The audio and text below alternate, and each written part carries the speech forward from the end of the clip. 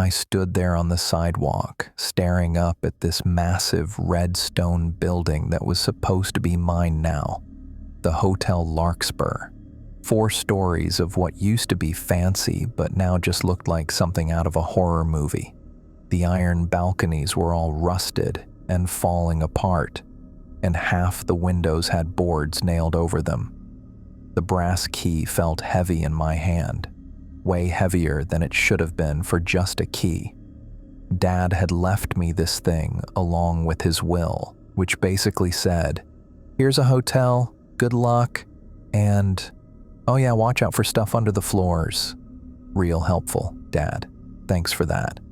I'd driven 3 hours from my apartment to get here, and now that I was actually looking at the place, I was starting to think maybe I should have just sold it, sight unseen. But the lawyer said nobody had made an offer in 20 years, so here I was. The lock groaned when I turned the key, like it was complaining about being woken up after 50 years. The sound echoed off the empty buildings around me. This whole downtown area was basically dead. Just me and a bunch of boarded-up storefronts. The door swung open and hit me with this wall of stale air that made me start coughing right away. It smelled like dust and mold and something else I couldn't place. Something sweet and rotten at the same time. "Jesus," I muttered, pulling my shirt up over my nose. The lobby was huge, way bigger than it looked from outside. Crystal chandeliers hung from the ceiling, but they were so covered in grime I could barely tell what they were. The wallpaper was peeling off in long strips, and there were water stains running down the walls like tears. Everything was covered in this thick layer of dust that hadn't been disturbed in forever. My footsteps left perfect prints in it as I walked across the lobby. The floorboards creaked under my weight, and somewhere in the walls, something was dripping. The front desk sat there like a big wooden monument to better times. I tried to open the drawers, but they were all swollen shut from moisture.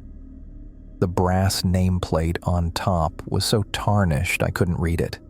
I'm an accountant. I do taxes and balance books and sit in a cubicle all day. What the hell did I know about running a hotel? Especially one that looked like it belonged in a zombie movie. But it was all I had left of Dad. He disappeared when I was 12, just up and left one day without saying goodbye. Mom always said he'd run off with some woman, but I never believed that. Dad wasn't the type. Then last month, I got a call from a lawyer saying he'd died and left me this place. I walked over to one of the old armchairs and immediately regretted it when dust puffed up in a cloud around me. The fabric was so rotted it felt like it might crumble if I touched it. "What were you thinking, Dad?" I said out loud, and my voice echoed in the empty space. There was a staircase leading up to the second floor, with a banister that used to be polished wood, but now looked like driftwood. I could see more hallways stretching back into the building, disappearing into shadows. I pulled out my phone to take some pictures, but the battery was already at 10%, even though I'd charged it in the car. Great. I'd have to come back tomorrow with a real camera and maybe some cleaning supplies. And a mask. Definitely a mask. The will was still in my jacket pocket, folded up and getting more wrinkled every time I looked at it. Dad's handwriting was all over the margins, little notes about maintenance and repairs.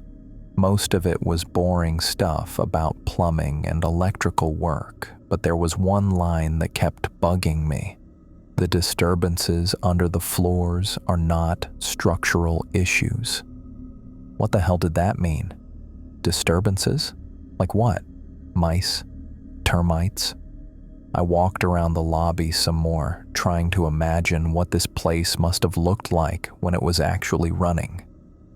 The chandeliers probably sparkled. The wallpaper was probably some fancy pattern, and there would have been people checking in and out, carrying luggage, talking and laughing. Now it was just me and the dust and whatever was making that dripping sound. Behind the front desk, I found a door marked Manager's Office. The key ring Dad had left me had about 20 keys on it, all different sizes. It took me 5 tries to find the right one. The office was smaller than the lobby, but just as dusty. There was an old wooden desk with papers scattered across it, a filing cabinet that looked like it hadn't been opened in decades, and a bookshelf full of ledgers and hotel manuals. I sat down in the desk chair and it squeaked like it was in pain. The papers on the desk were mostly invoices and work orders from the 1970s. Apparently, Dad had been trying to keep this place running right up until the end. There was a framed photo on the desk that made me stop cold. It was Dad, but younger than I'd ever seen him. He was wearing a suit and standing in front of the hotel, but the hotel looked perfect. Fresh paint, clean windows, people walking in and out of the front door. I picked up the photo and wiped the dust off the glass. Dad looked happy in it. Really happy, in a way I didn't remember him ever looking when I was a kid. On the back, someone had written, "Grand Reopening, 1974," in faded blue ink. 1974. That was 2 years after I was born. So Dad had been running this place when I was little. Why didn't I remember any of this? Why didn't Mom ever mention it? I set the photo down and started going through the desk drawers. Most of them were stuck, but I managed to get the top one open. Inside was a leather-bound book that looked like a guest registry, but when I opened it, it was full of Dad's handwriting. Notes about repairs, guest complaints, staff schedules, but the dates were all wrong. The last entry was from 1999, but according to the lawyer, the hotel had been closed since 1974. I flipped through more pages, getting more confused. There were entries from the 80s and 90s, all in Dad's handwriting, all talking about guests and room assignments and daily operations, like the hotel had been running this whole time. But that was impossible. The place was obviously abandoned, had been for years. I closed the book and rubbed my eyes. Maybe Dad had just been writing in it out of habit, or maybe he'd been planning to reopen the place and was just practicing. The dripping sound was getting louder. I followed it out of the office and around behind the front desk. There was another door back there, unmarked. I tried a few keys until I found one that worked. It opened onto a narrow hallway that led toward the back of the building. The dripping was definitely coming from back there. I used my phone's flashlight to see where I was going, even though the battery was getting dangerously low. The hallway ended at a kitchen that looked like it belonged in a restaurant. Big industrial stoves, walk-in coolers, prep tables covered in dust.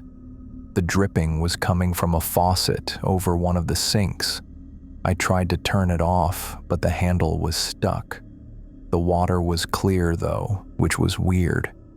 If the place had been abandoned for 50 years, shouldn't the pipes be all rusty? There was a door on the far side of the kitchen with a sign that said, "Basement, authorized personnel only." I tried the handle, but it was locked. None of the keys on Dad's ring seemed to fit. My phone finally died, leaving me in almost complete darkness. The only light was coming from the kitchen windows, and it was getting late in the day. I made my way back to the lobby using the wall to guide me. The whole place felt different in the dark, bigger somehow, and the silence wasn't really silence. There were little sounds everywhere. Creaking wood, settling foundations, and something that might have been footsteps on the floor above me. But that was impossible. I was the only one here. I found the front door and stepped outside, breathing in the cold October air like I'd been underwater. The hotel loomed behind me, all dark windows and shadows.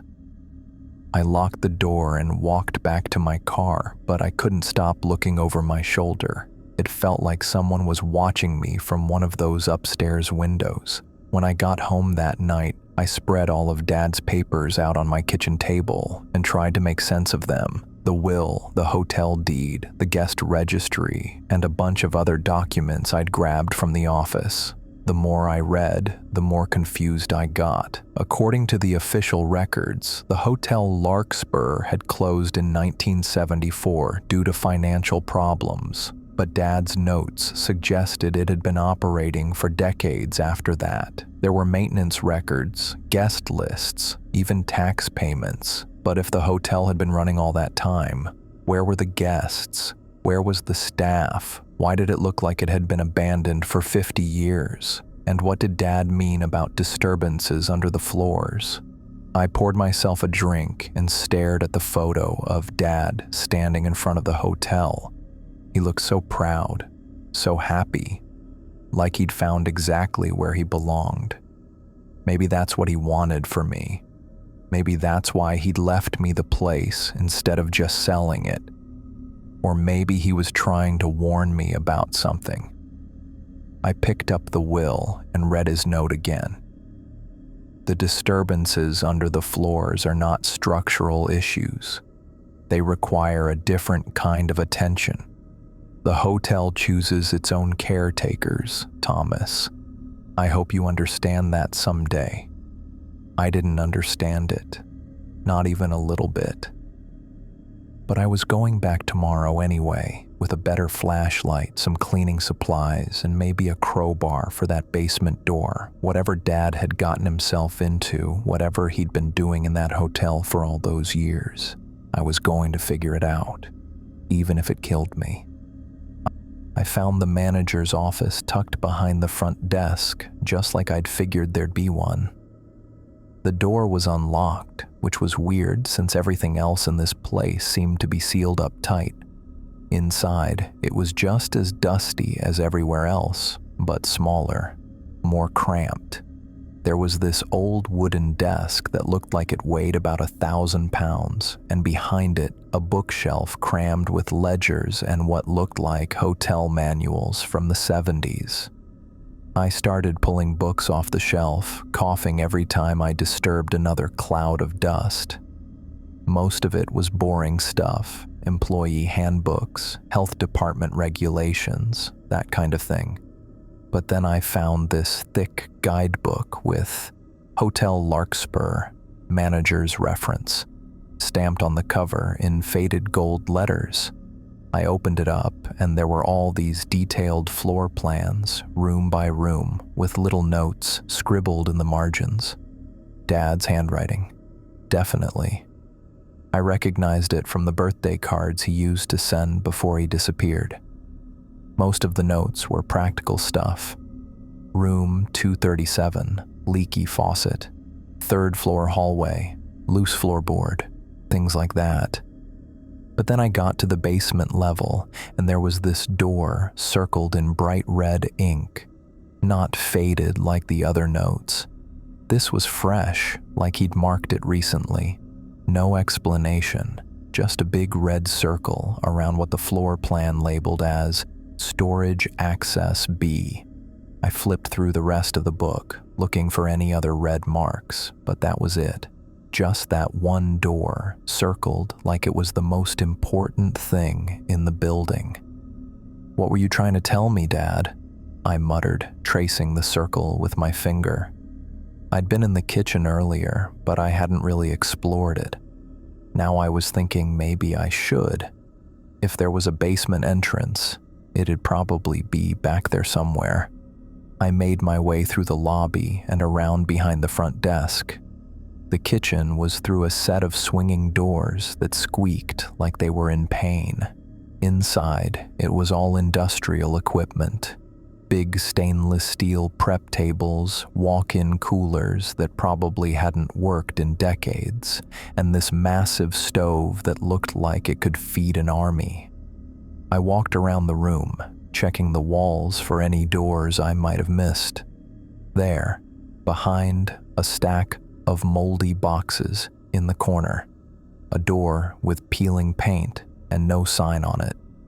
I moved the boxes out of the way, and sure enough, there was a keyhole. I tried about half the keys on Dad's ring before I found one that worked. The lock turned with this grinding sound, like it hadn't been opened in years. When I pulled the door open, the hinges let out this god-awful shriek that echoed through the whole kitchen.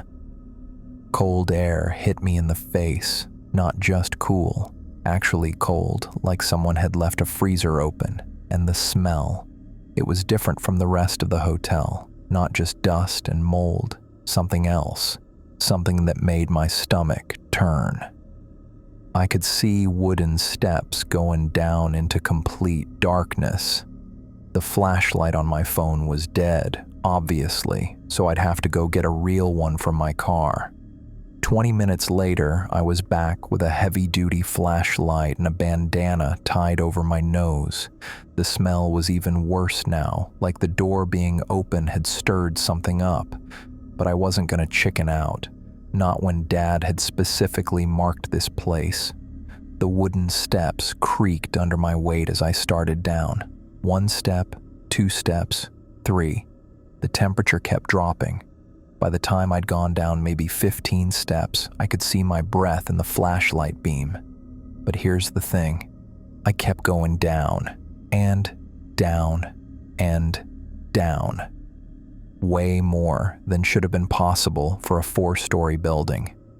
I counted 30 steps before I finally hit the bottom, which put me way deeper underground than made any sense. The basement wasn't just a basement. It was this whole network of concrete hallways that stretched out in directions that shouldn't have fit under the building. I mean, the hotel took up maybe half a city block, but these corridors went on forever. Some of them curved back on themselves, others branched off into side passages that my flashlight couldn't reach the end of. I picked the main hallway and started walking. My footsteps echoed weird down here, like the sound was bouncing off walls that were farther away than they should have been. Every 20 feet or so, there'd be a door leading to storage rooms. Most of them were unlocked. The first few rooms were what you'd expect. Old linens that had rotted into gray mush, broken furniture, boxes of dishes that were probably worth something once but now were just junk. Standard hotel storage stuff, but the farther I went, the weirder it got. One room was full of old uniforms hanging on racks, bellhop outfits, maid costumes, stuff that looked like it was from the 1920s. They were in perfect condition, like someone had just pressed them yesterday. Another room had nothing but mirrors, dozens of them, all different sizes, propped against the walls and reflecting my flashlight beam back at me from every angle. I was starting to feel like I was in some kind of maze. The hallways kept branching and turning, and I wasn't sure I could find my way back to the stairs, but I kept going because I had to know what Dad had been so worried about. That's when I found the furnace room. It was this big space with an old coal furnace squatting in the middle like some kind of metal monster. Pipes ran everywhere, up into the ceiling, along the walls, disappearing into holes that led God knows where. The whole room smelled like rust and something else, something sweet and sick. I was checking out the pipes, trying to figure out how old this heating system was, when my flashlight beam hit something behind the furnace. Something white. I squeezed around the side of the furnace to get a better look, and that's when I saw them. Bones. A pile of small, yellowed bones scattered on the concrete floor like someone had just dumped them there. They weren't big enough to be human, at least I hoped they weren't. Maybe from animals, But what kind of animals, and how'd they get down here? I crouched down and shined my light on them, trying to make sense of what I was seeing. Some of them looked like ribs, others might have been leg bones. There were little skull fragments mixed in, but they were too small and the wrong shape to be from anything I recognized. My hands were shaking as I stood back up. This wasn't normal. None of this was normal. Hotels didn't have basement mazes that went on forever. They didn't have rooms full of perfect vintage uniforms or piles of mystery bones behind their furnaces. I backed away from the pile and bumped into one of the pipes. It made this hollow ringing sound that echoed through the whole room. And then, from somewhere deeper in the basement, something else made a sound. Not an echo. Something different. Like something had heard the pipe ring and was answering back. I didn't stick around to find out what it was. I got out of that furnace room and started running back the way I'd come, my flashlight beam bouncing all over the walls as I tried to retrace my steps. The hallways all looked the same in the dark, and for a few minutes I thought I was lost. But then I saw the stairs, and I took them two at a time until I was back in the kitchen. I slammed the basement door shut and turned the lock. Then I dragged those moldy boxes back in front of it, even though I knew that wouldn't stop anything that really wanted to get out. My heart was pounding so hard I could hear it in my ears. I sat down on one of the prep tables and tried to catch my breath, but I couldn't stop thinking about those bones. What were they from? How long had they been down there, and what had made that sound after I bumped the pipe? I pulled out the guidebook and looked at Dad's red circle again. Now I understood why he'd marked it. He'd been down there too. He'd seen whatever I'd just seen, maybe worse, but he'd kept coming back to this place. He'd spent years here, taking care of it, maintaining it. Even with whatever was living in that basement, the question was, what the hell had he gotten himself into, and what did he expect me to do about it? I looked around the kitchen, at the dust and the broken equipment and the general decay of everything. Then I thought about that pile of bones and those endless hallways that shouldn't exist. Maybe I should just walk away, sell the place to whoever was dumb enough to buy it, and go back to my normal, boring life, doing taxes and balancing books. But I couldn't stop thinking about that photo of Dad standing in front of the hotel, looking happier than I'd ever seen him, like he'd found something here, something important. Maybe those bones weren't as sinister as they looked. Maybe there was an explanation for the basement layout. Maybe Dad had left other clues somewhere that would help me understand what I was dealing with. I stood up and brushed the dust off my pants. I wasn't ready to give up yet, not when I'd barely scratched the surface of whatever Dad had been doing here, but I was definitely gonna need a better flashlight, and maybe some backup batteries and possibly a gun. I went back down to the basement the next day because I had to. I mean, what else was I gonna do? Pretend I hadn't seen what I'd seen? Dad had left me this place for a reason, and running away wasn't gonna help me figure out what that reason was. I'd bought a better flashlight at the hardware store that morning, one of those heavy-duty ones that could light up a whole room. I also grabbed some batteries and a crowbar, just in case. The guy at the store gave me weird looks when I asked about the Hotel Larkspur, but he didn't say anything. The basement door was still locked, boxes still piled in front of it. I moved them aside and turned the key, and that same cold air hit me in the face. But this time, I was ready for it. I made my way down those impossible stairs again, counting each step. 32 this time, which was 2 more than yesterday. Either I'd miscounted before, or the basement was getting deeper. Neither option made me feel better. The main hallway stretched out in front of me, just as long and confusing as I remembered. I'd marked the furnace room in my head yesterday, so I knew roughly where I was going. But first, I wanted to check out some of those other rooms I'd passed. The uniform room was exactly like I'd left it.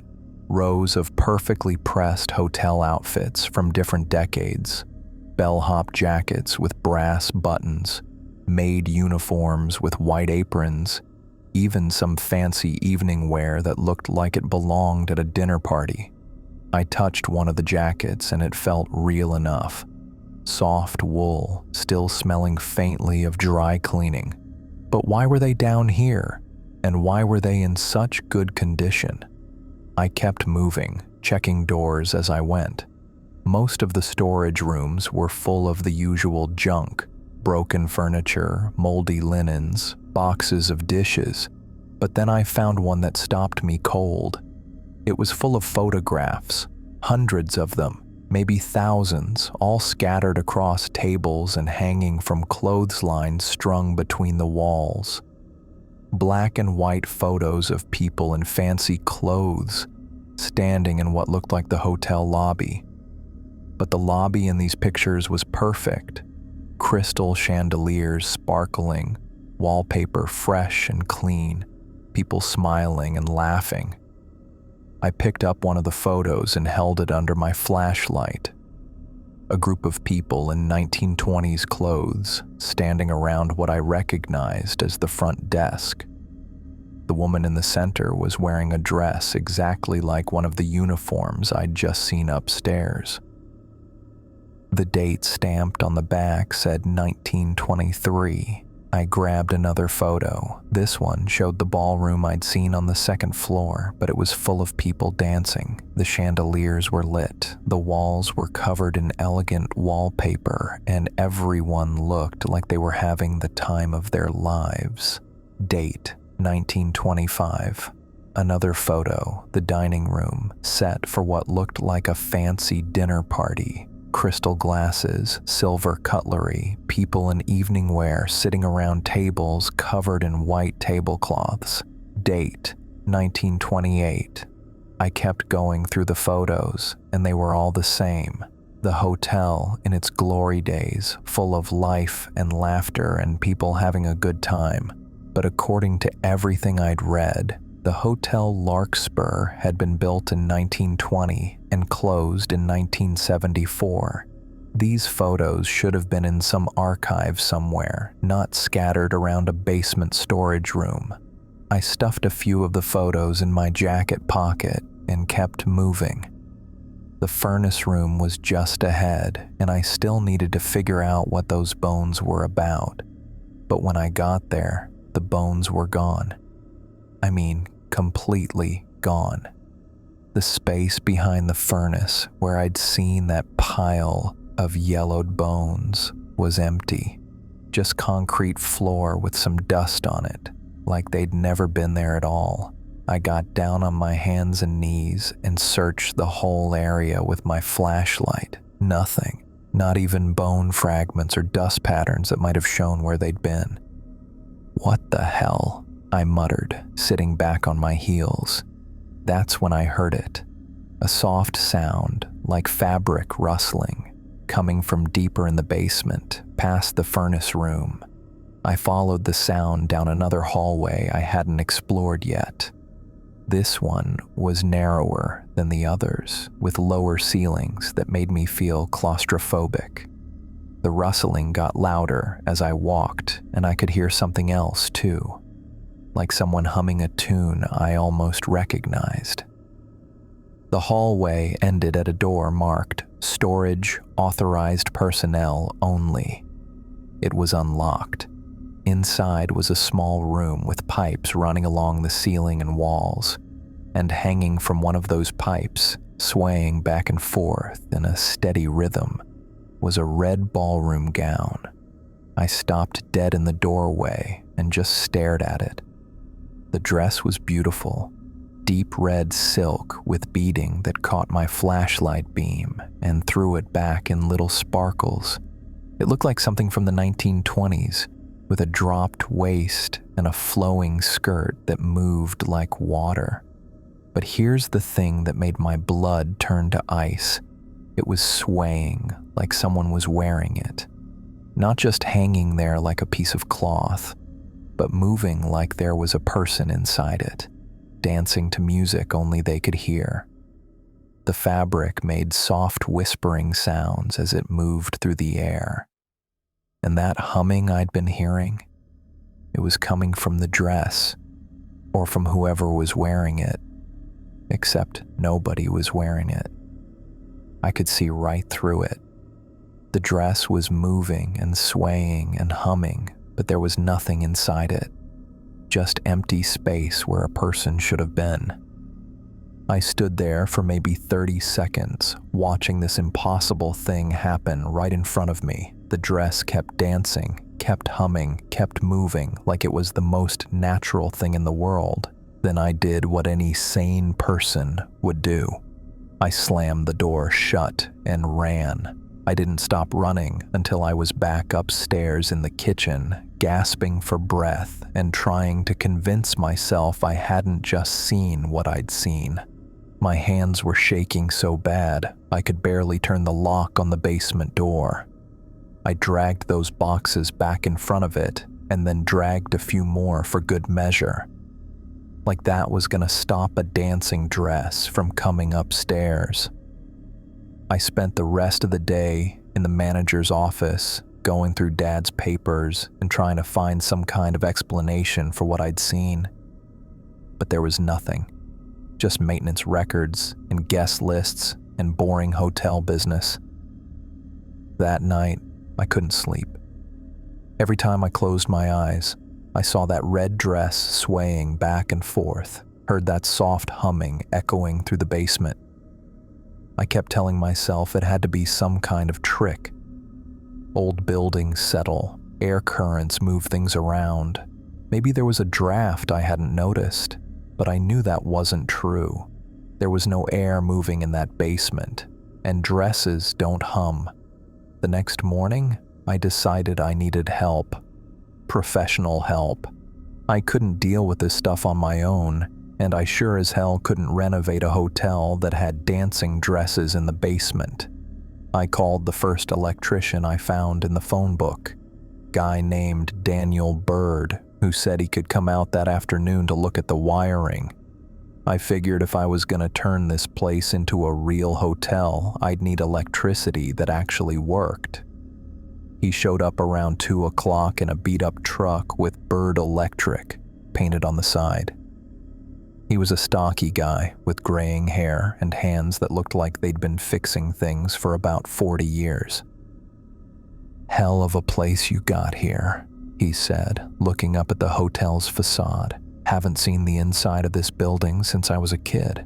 You've been here before. My dad did some work here back in the 70s, right before it closed down.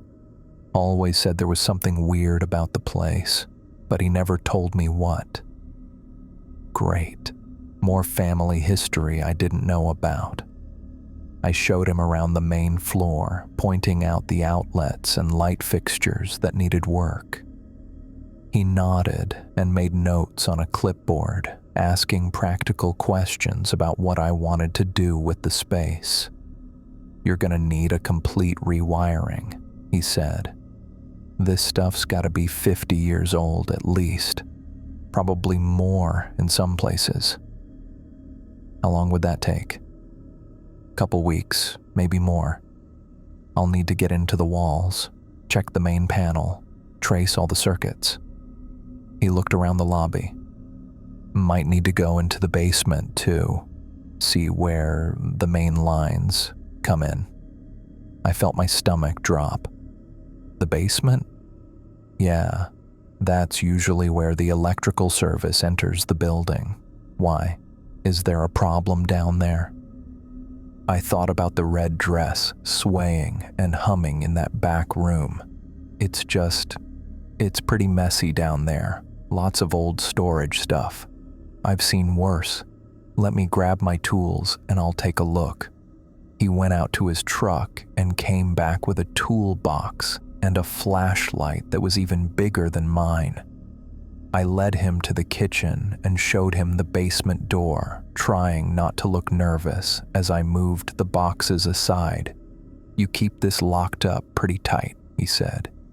"Yeah, well, insurance reasons. You know how it is." He nodded and headed down the stairs. I stayed in the kitchen, listening to his footsteps echo in the basement below. For a while, everything was quiet. Then I heard him moving around, opening doors, checking things out. About 20 minutes later, his footsteps started coming back toward the stairs, but they were moving fast, really fast. He came up those stairs like something was chasing him, his face pale and sweaty. He didn't say a word, just grabbed his toolbox and headed for the door. "Hey, wait," I called after him. "What about the estimate?" He stopped at the kitchen door and turned around. His hands were shaking. "I can't work on this building," he said. "Why not? What's wrong? I don't know what you got going on down there, but I want no part of it." He was backing toward the exit now. "Find yourself another electrician." "What did you see?" But he was already gone, practically running through the lobby toward the front door. I heard his truck start up and drive away, tires squealing on the pavement. I stood there in the kitchen for a long time, staring at the basement door. Whatever was down there, it wasn't just scaring me anymore. It was scaring people who'd never even heard Dad's warnings about disturbances under the floors. I thought about calling another electrician, but what was the point? They'd probably have the same reaction, and word would get around town that the Hotel Larkspur was some kind of freak show that sent contractors running. I pulled out one of those photos I'd taken from the basement and looked at it under the kitchen lights. All those happy people in their fancy clothes, dancing and laughing in a hotel that looked nothing like the wreck I was standing in. But maybe that was the point. Maybe Dad hadn't been trying to warn me away from this place. Maybe he'd been trying to tell me how to bring it back to life. I just had to figure out how to do that without getting scared off by dancing dresses and disappearing bones. And maybe, just maybe, I needed to stop running away from whatever was trying to communicate with me down there. But first, I was going to need a lot more coffee and possibly a drink or 3. I'd been staying at the hotel for 3 nights when things really started getting weird. The first sign was the doors. I'd lock up the whole place before bed, every single door I could find, using Dad's massive key ring. But every morning I'd wake up and find half of them standing wide open. Not just unlocked, but actually open. Like someone had been walking through the halls all night. At first I figured it was just old building stuff. Warped wood, loose hinges, that kind of thing.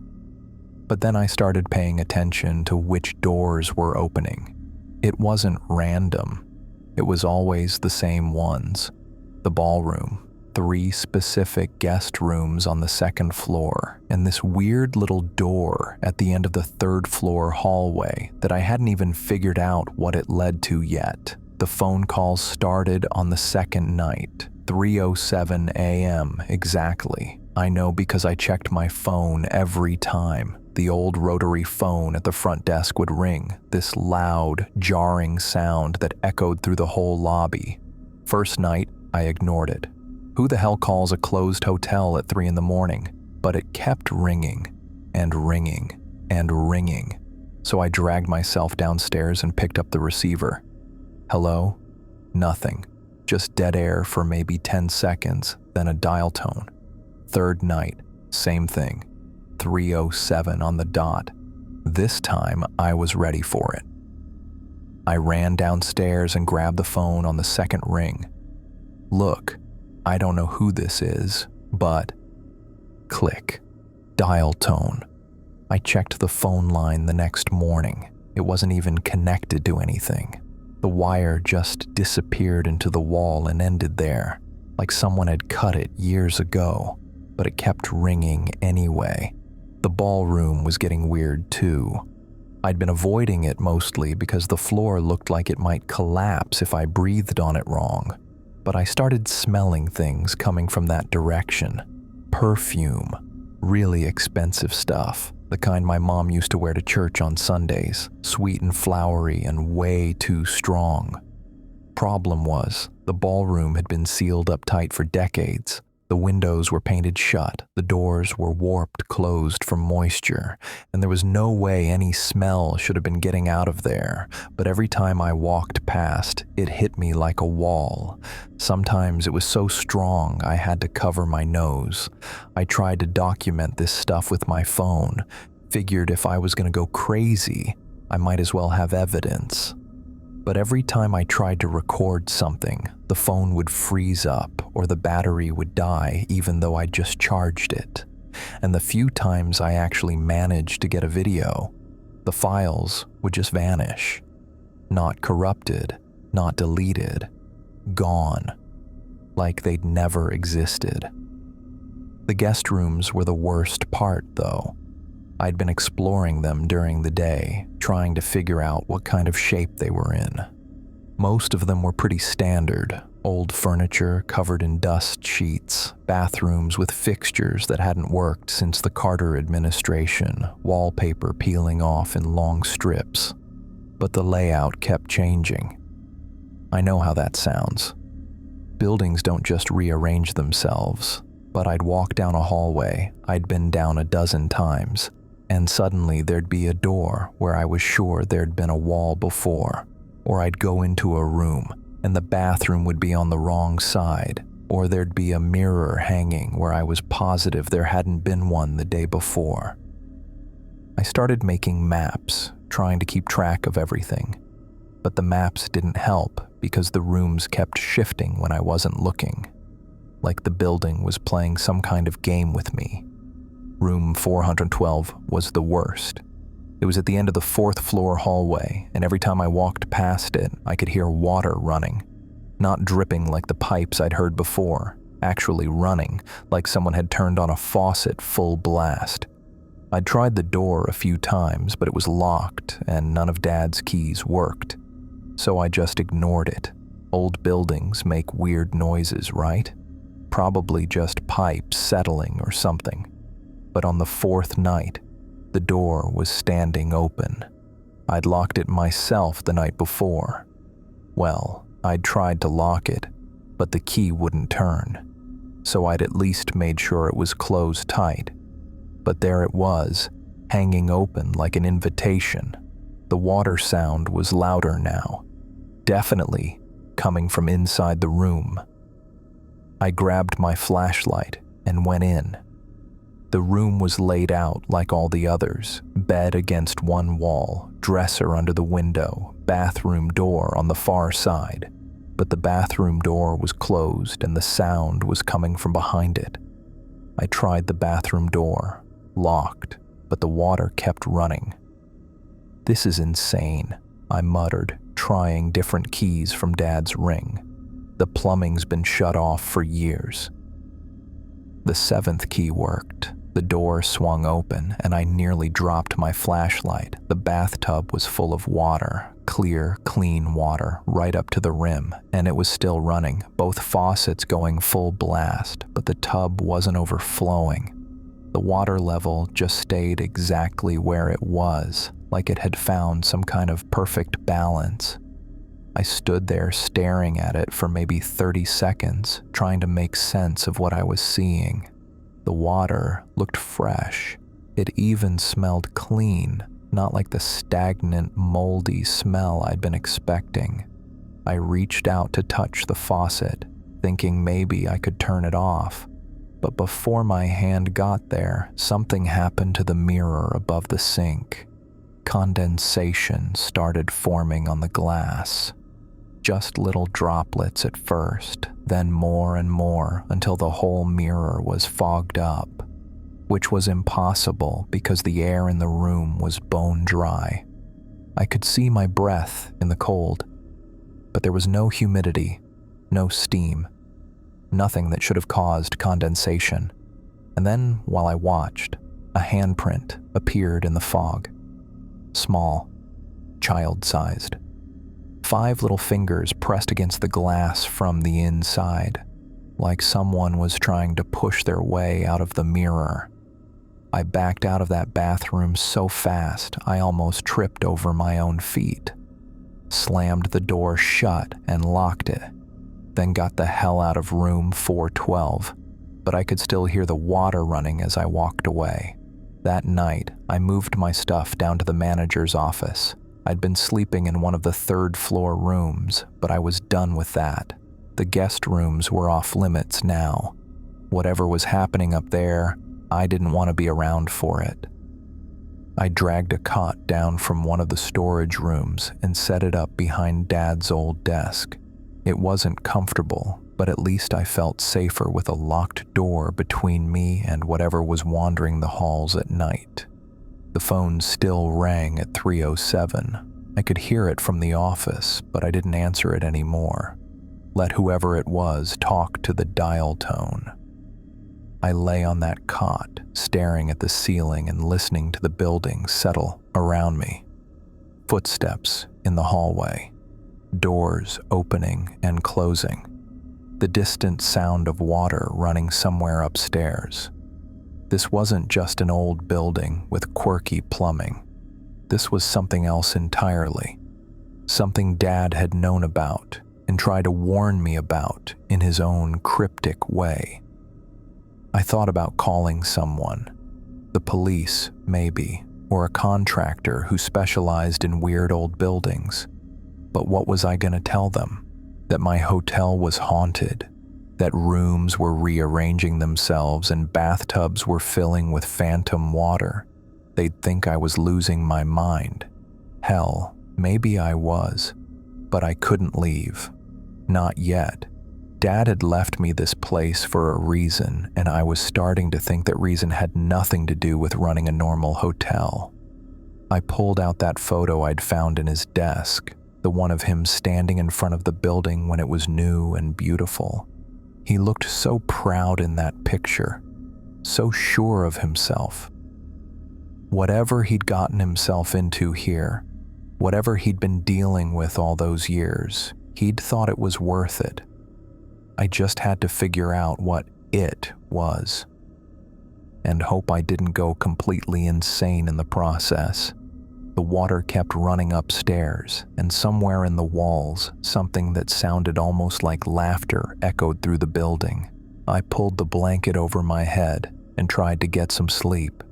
Tomorrow, I was going to start looking for answers, real ones this time, even if I didn't like what I found. I woke up to the sound of metal hitting the floor, a lot of metal. I'd been getting used to the weird noises by now. Footsteps, doors opening, that damn phone ringing at 3:07 every night. But this was different. This sounded like someone had dumped a toolbox down the stairs. I grabbed my flashlight and crept out of the manager's office. The lobby was dark except for the streetlight coming through the grimy windows, casting long shadows across the floor. All of Dad's keys were scattered across the front desk, every single one of them spread out like someone had just swept them off the key ring with their arm. The brass ones, the old iron ones, even that weird skeleton key I'd never figured out what it opened, all of them just lying there in a pile. I'd locked them in the desk drawer before going to bed. I was sure of it. I'd been keeping them there every night since the electrician ran off because I didn't want to lose track of them. But here they were, scattered like confetti. I started gathering them up, and that's when I noticed something else. The basement keys, the ones I'd been using to get down there. They were warm. Not just room temperature warm, but actually hot, like they'd been sitting in the sun all day. Okay, I said out loud. That's it. I'm done.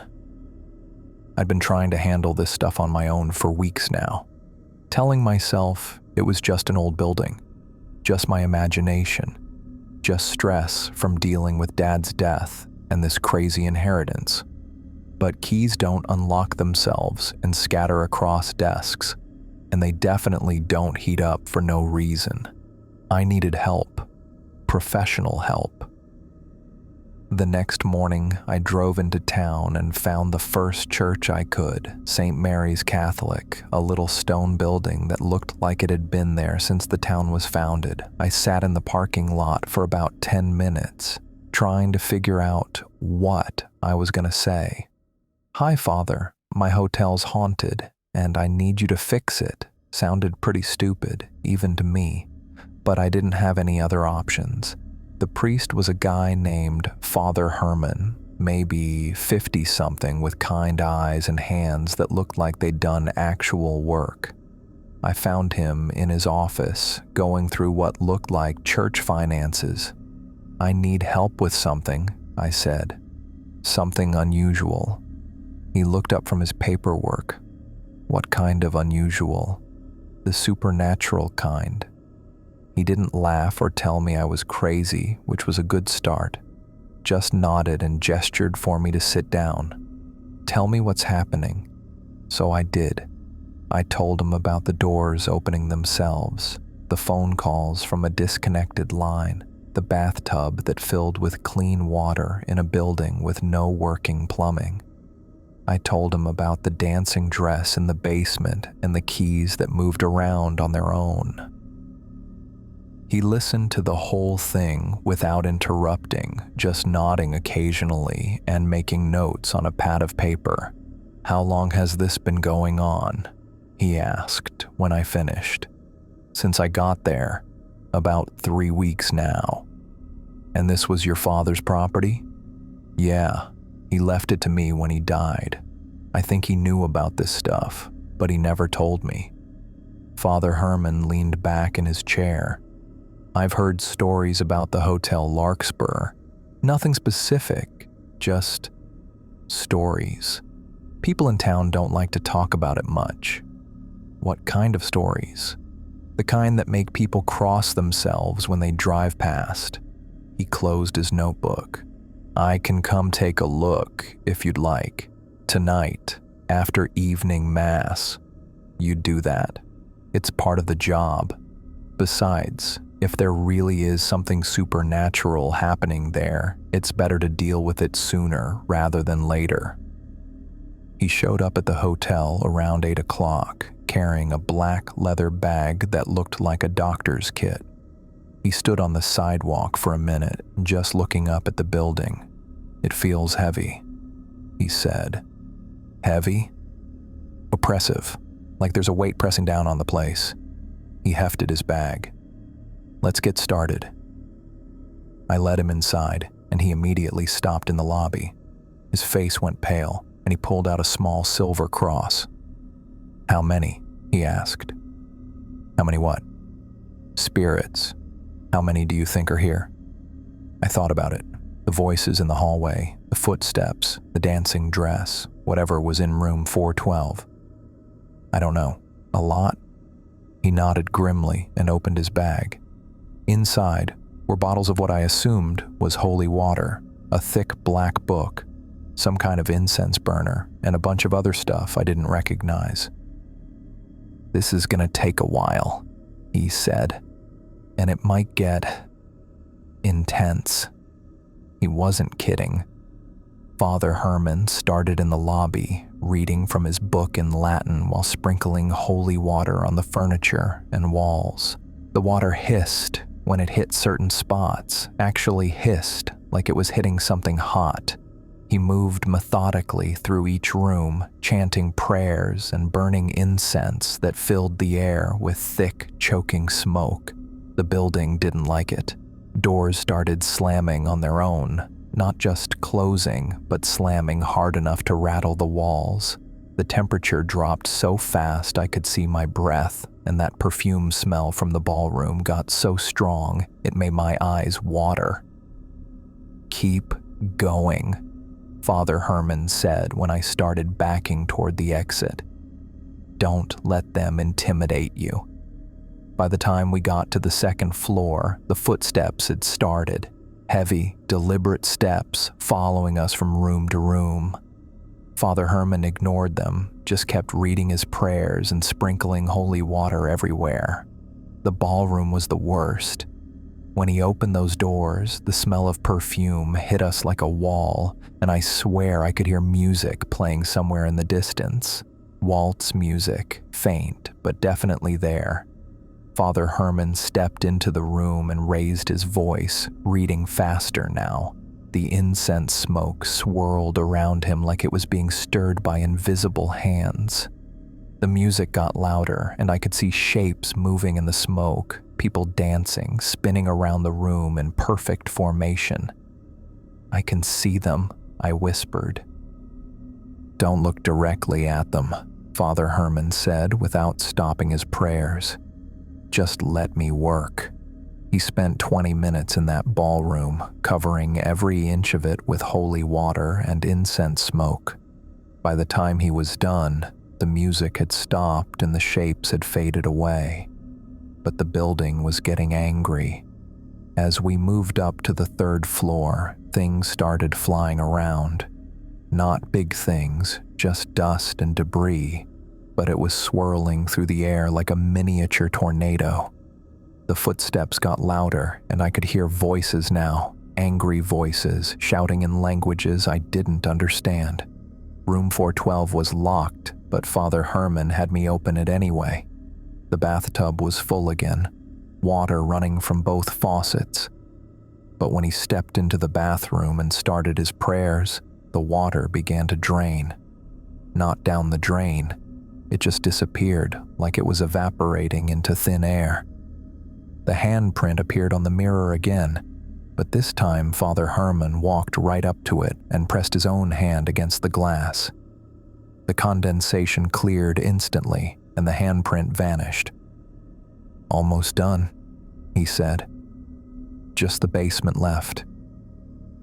I really didn't want to go down there, but I led him to the kitchen and unlocked the basement door. The cold air rushed out like always, but this time it carried voices with it. Lots of voices, all talking at once, getting louder as we went down the stairs. The basement was chaos. Doors were opening and closing on their own, papers were flying through the air, and that red dress was spinning like a tornado in its little room. Father Herman walked through all of it like he was taking a stroll in the park, reading his prayers and splashing holy water on everything. When we got to the furnace room, he stopped. The voices were loudest here, coming from inside the walls themselves. He opened his book to a different page and started reading in a voice that echoed through the whole basement. That's when something screamed. It wasn't human. It wasn't animal. It was just pure rage and pain, so loud and piercing that I had to cover my ears and drop to my knees. The sound seemed to come from everywhere at once. The walls, the ceiling, the floor beneath our feet. Father Herman kept reading, his voice getting stronger as the screaming got louder. The whole building was shaking now, dust falling from the ceiling, pipes rattling in the walls. Then suddenly everything stopped. Complete silence. No voices, no footsteps, no screaming. Even the constant dripping I'd gotten used to had stopped. The basement felt empty, like whatever had been living down there had just packed up and left. Father Herman closed his book and wiped sweat from his forehead. That should do it. We climbed back upstairs, and the whole hotel felt different, lighter. The oppressive weight that had been pressing down on me for weeks was just gone. The air smelled clean instead of moldy, and the shadows didn't seem as dark. "What was it?" I asked as we stood in the lobby. "Old pain," he said, packing up his bag. "Lots of it. This place has seen tragedy, and sometimes that kind of energy gets trapped, but it's free now." He left around midnight, and for the first time since I'd arrived at the hotel, I actually felt peaceful. I went back to the manager's office and fell asleep on the cot without hearing a single strange noise. The next morning, I woke up and the whole place felt normal. I flipped a light switch in the kitchen and the overhead fluorescents actually came on. The phone at the front desk was quiet. Even the basement door stayed locked when I checked it. Over the next few weeks, I started making real progress on the hotel. I hired a different electrician, a guy from the next town over who didn't know the building's reputation. He rewired the whole place without any problems. No mysterious sounds, no tools going missing, no running away in terror. I got the plumbing working too. Turned out most of the pipes were in better shape than I'd thought. A few repairs here and there, and I had hot water running to every room. I even started sleeping in one of the guest rooms on the 3rd floor instead of the cramped office, room 318, which had a nice view of the street and didn't smell like mold. I cleaned it up, brought in a real bed from a furniture store in town, and set up a little living space for myself. The dining room became my office. I spread renovation plans across the old tables and started figuring out what it would take to turn this place into a real hotel again. New carpets, fresh paint, modern fixtures. It was going to cost a fortune, but I had Dad's life insurance money and some savings of my own. For the first time since inheriting the place, I could actually picture it working. Guests checking in at the front desk, families eating breakfast in the dining room, maybe even weddings in the ballroom once I got it fixed up. The Hotel Larkspur was finally ready to come back to life. I should have known it wouldn't last. I woke up to voices outside my door, not loud voices, quiet ones, like people trying not to wake someone up, which was pretty ironic considering they'd already woken me up. I checked my phone. 2:30 in the morning. Great. The voices were muffled, but I could tell there were at least 2 people out there, maybe 3. They sounded like they were having some kind of discussion, the way you'd talk to your coworkers during a break. I sat up on the edge of the bed and listened harder. One voice was definitely a woman, higher pitched and kind of formal sounding. The other was a man, deeper, with this old-fashioned way of talking that reminded me of those black and white movies my mom used to watch. Needs to be informed about the situation in 237, the woman was saying. Indeed, the disturbance has been quite persistent, the man replied.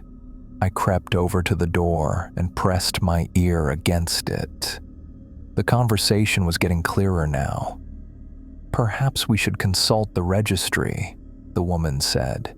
There may be a notation regarding proper protocol. An excellent suggestion, Miss Boyd, though I fear our current circumstances are rather unprecedented. Miss Boyd? I'd never heard that name before, and I was pretty sure I was the only person in this building. Had been for weeks. Someone laughed then. Not one of the voices I'd been hearing, but a third person. A kid, maybe, giggling like they'd just heard the world's funniest joke. The sound came from somewhere down the hall, light and happy and completely out of place in this creaky old building at 2:30 in the morning. I grabbed the doorknob and turned it slowly, trying not to make any noise. The bolt was still thrown. I'd locked it before going to bed like I always did now, but I could hear footsteps right outside, soft but definitely there, moving back and forth across the wooden floor. "Hello?" I called out. The voices stopped immediately, the footsteps too. Complete silence. I threw the bolt and opened the door. The hallway was empty, just shadows and dust and that musty smell I'd gotten used to. But the air felt different somehow, like people had just been standing there and walked away the second before I opened the door. I stepped out into the hall and looked both ways. Nothing, but I could swear I smelled something. Perfume, maybe, or soap. something clean and floral that definitely hadn't been there when I went to bed. Is someone there? I tried again. No answer. But down at the far end of the hall, I heard a door open. Not slam, just a soft click like someone was being careful not to make noise. Then a floorboard creaked, the way it does when someone steps on it just right. I walked toward the sound, my bare feet silent on the old carpet. The hallway seemed longer than usual, stretching out in front of me like it was growing as I moved, which was impossible. But nothing about this place followed normal rules anymore. When I got to the end of the hall, all the doors were closed. But one of them, room 324, had light coming from under the crack at the bottom. Warm, yellow light, like from an old lamp. I tried the handle. Locked. "Hey," I said, knocking softly. "I know someone's in there." The light went out immediately. I stood there for maybe 5 minutes, waiting for something to happen, but the room stayed dark and quiet, and eventually I gave up and went back to my own room. I locked the door again and threw the bolt, but I could already hear them starting up again. The voices, the footsteps, that kid laughing somewhere in the walls, like they'd just been waiting for me to go away so they could get back to whatever they were doing. I sat on the bed and tried to make sense of it.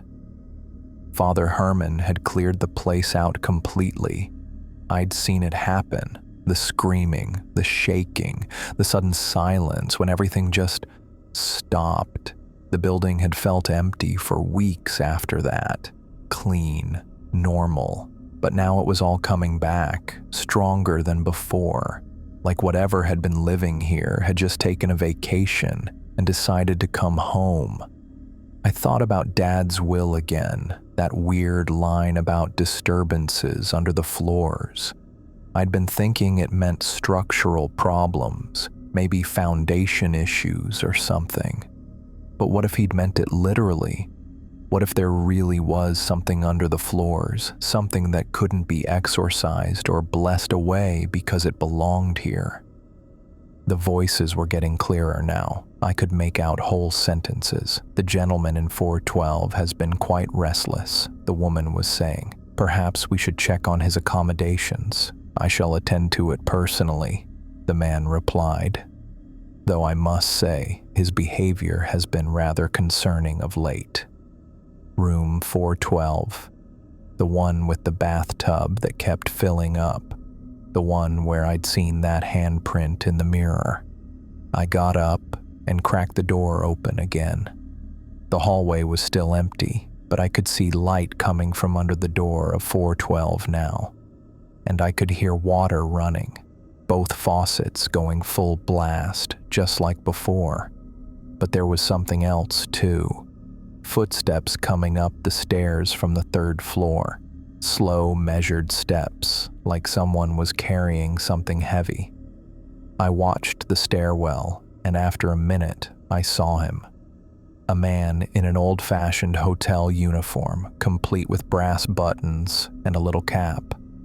He was carrying a silver tray with what looked like towels and soap, walking with the kind of careful precision you'd expect from someone who'd been doing the same job for decades.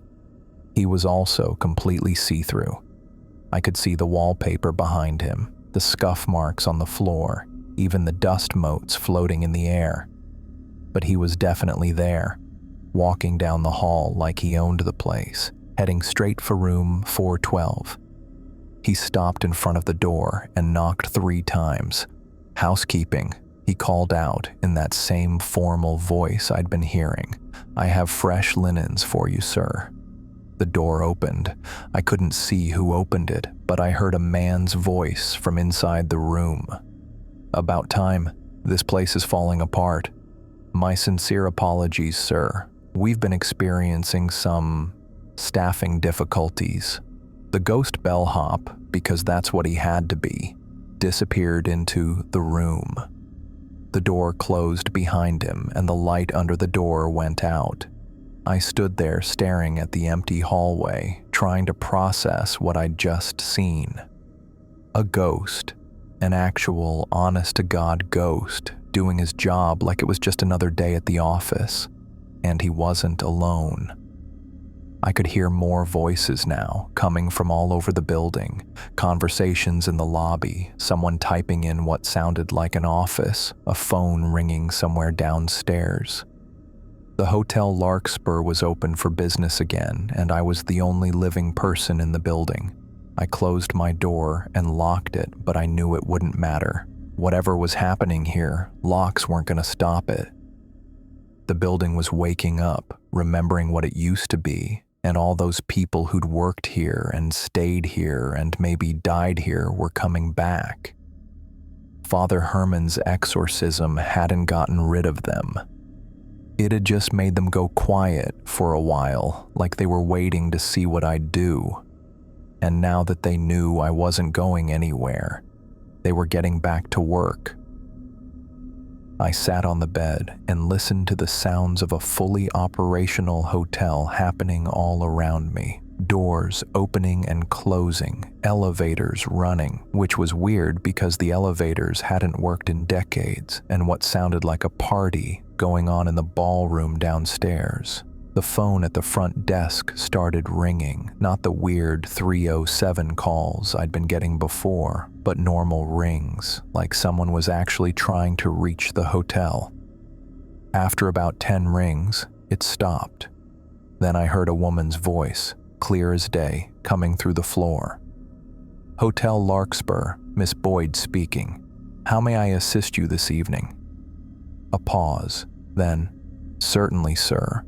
We have a lovely room available on the 3rd floor. Shall I reserve it for you?" Another pause. "Excellent. We'll have everything ready for your arrival." I heard the phone hang up, then the sound of papers rustling, like someone was writing in a book. They were taking reservations. The ghosts were actually taking reservations for a hotel that had been closed for 50 years. I grabbed my phone and called Father Herman. It went straight to voicemail. "Father, it's Thomas Foster. The hotel. The thing you did, it didn't work. They're back. All of them.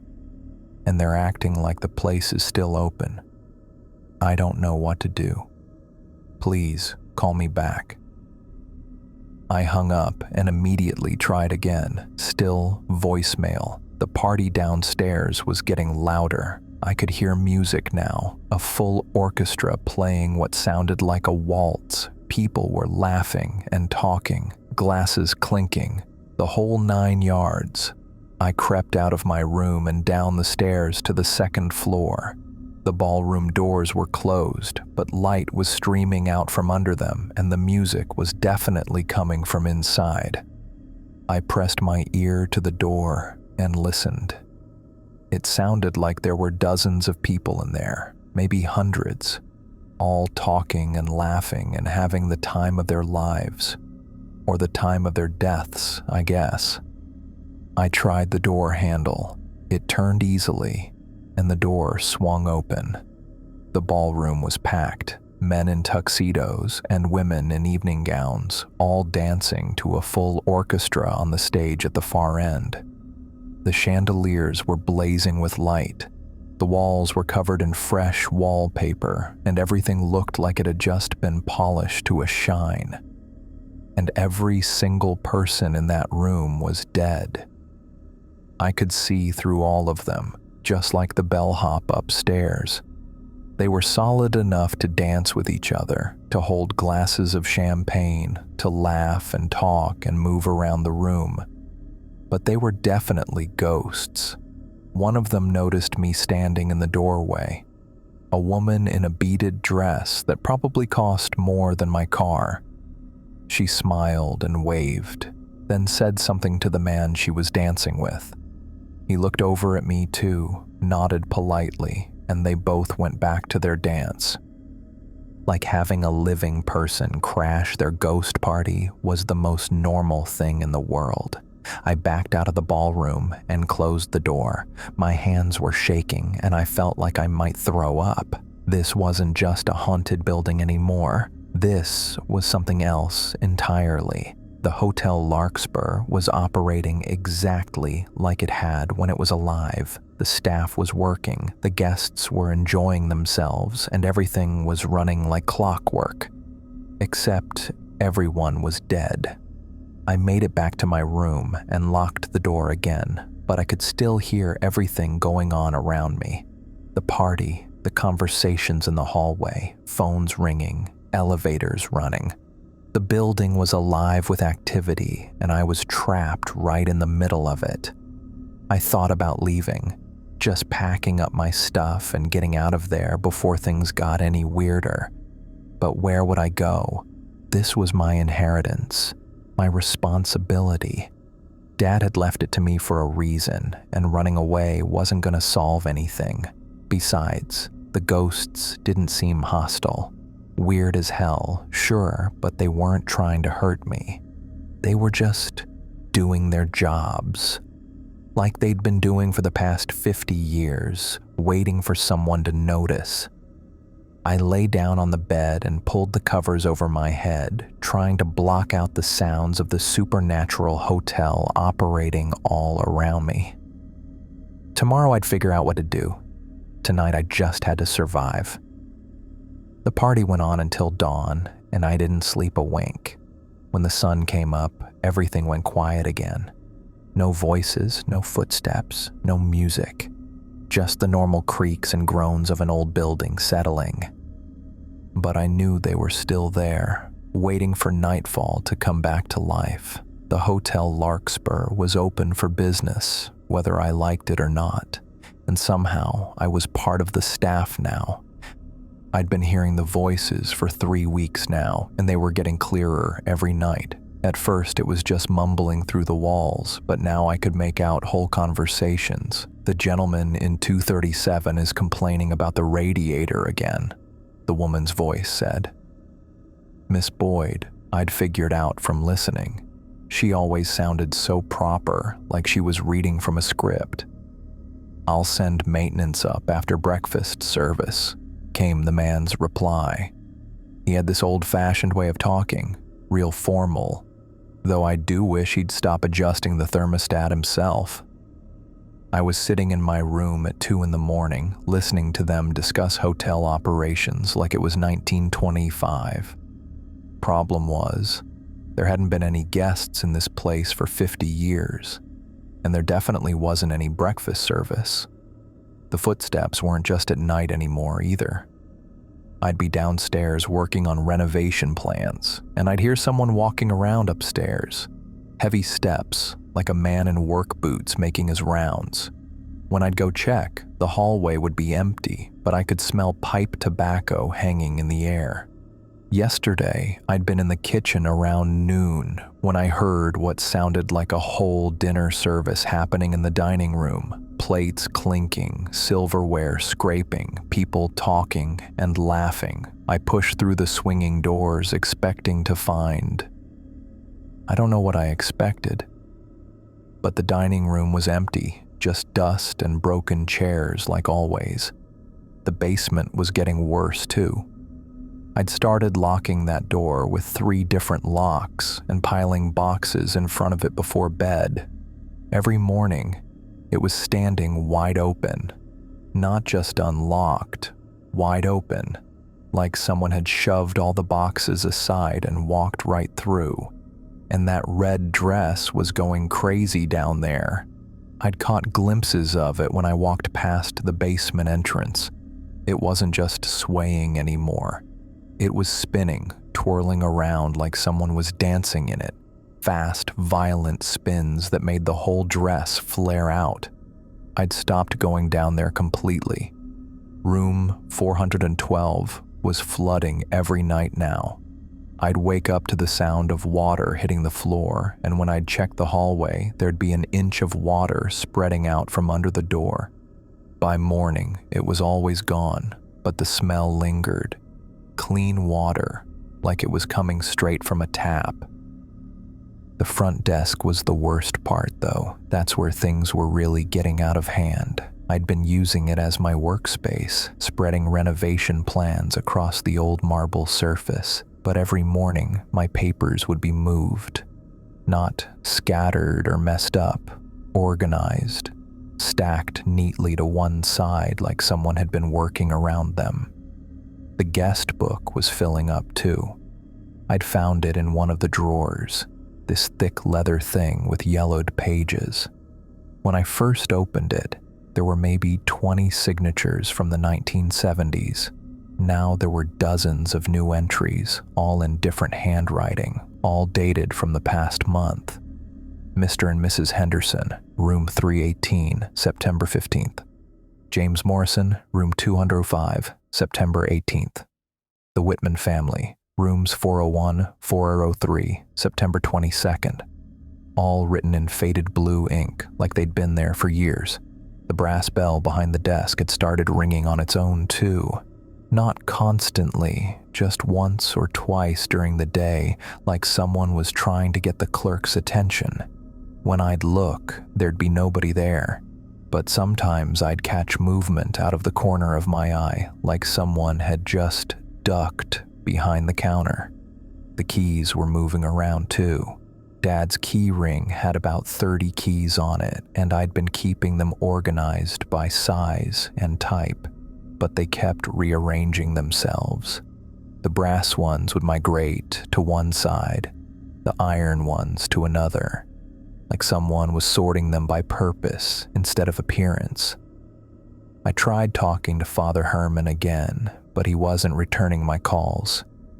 Left him 4 messages over the past week. Either he was avoiding me or something had happened to him. The ballroom was calling to me, though. That's the only way I can describe it. I'd been avoiding that room since the night Father Herman did his thing. The doors had stayed locked, and I'd convinced myself that whatever had been in there was gone for good. But the perfume smell was getting stronger every day. It started as just a hint when I walked past. Now it was so strong I could smell it from the lobby. Sweet, flowery, expensive perfume mixed with something else. Powder, maybe. Or soap. The kind of smell you'd expect from a fancy party. And there was music coming from in there. Faint, but definitely there. Waltz music, the kind they played at those old-fashioned dances. It would start around sunset and go until dawn, just loud enough that I couldn't ignore it. I'd been standing outside those doors for the past 3 nights, listening. Sometimes I could hear people talking inside, glasses clinking, laughter. Like there was a party going on that I wasn't invited to. Tonight I couldn't take it anymore. I grabbed Dad's keys and walked down to the ballroom. The music was louder than usual, and I could see light coming from under the doors, warm, yellow light, like from candles or old-fashioned bulbs. I tried the handle first, locked, like always, but when I looked through the keyhole, I could see movement inside, shadows dancing across the walls, spinning and dipping in perfect rhythm. I found the right key on the 3rd try. The lock turned easily and the door swung open. The ballroom was alive. The chandeliers were blazing with light, casting sparkles across walls covered in fresh wallpaper.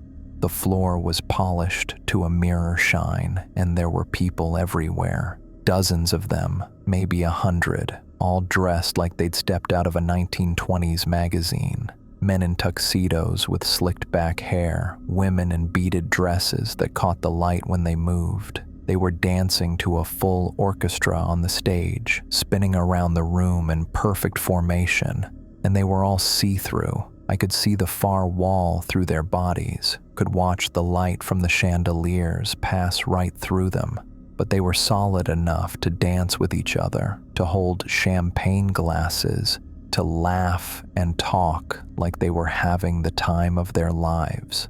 One of them noticed me standing in the doorway, a woman in a silver dress with pearls around her neck.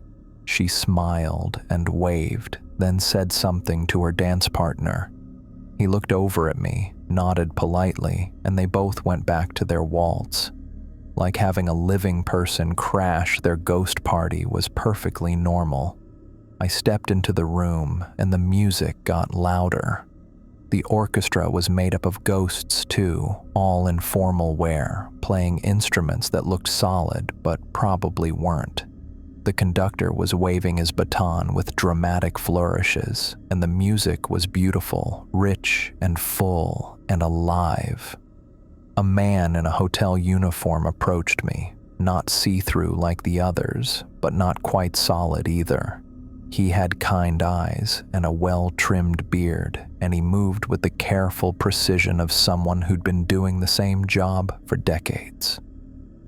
"Good evening, sir," he said, his voice carrying a slight echo. "Welcome to the Hotel Larkspur. I'm Harold Foster, the general manager." Harold Foster. My father's name was Harold. "You're my dad," I said. He smiled sadly. "I was wondering when you'd figure that out." The dancing continued around us, but I felt like we were in our own little bubble. The music seemed to fade into the background, and the other ghosts gave us space. "You never left," I said. "You didn't run off with another woman. You've been here this whole time." "I couldn't leave," he said. "Someone has to take care of them." He gestured to the dancing spirits.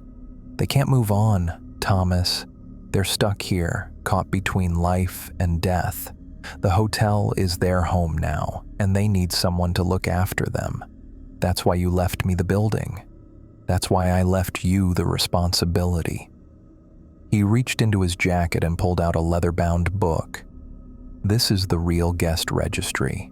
Every soul who's ever stayed here and couldn't leave. Some died in the building, some died elsewhere but came back. All of them need a caretaker." I took the book and opened it. Page after page of names and dates going back over a century. Some entries were in faded ink, others looked fresh. At the bottom of the most recent page, I saw my father's signature. Harold Foster, General Manager, 1974, present. "The Foster family has been running this place for generations," he said. "My grandfather, my father, me. Now it's your turn. I don't know how to take care of ghosts." You learn as you go.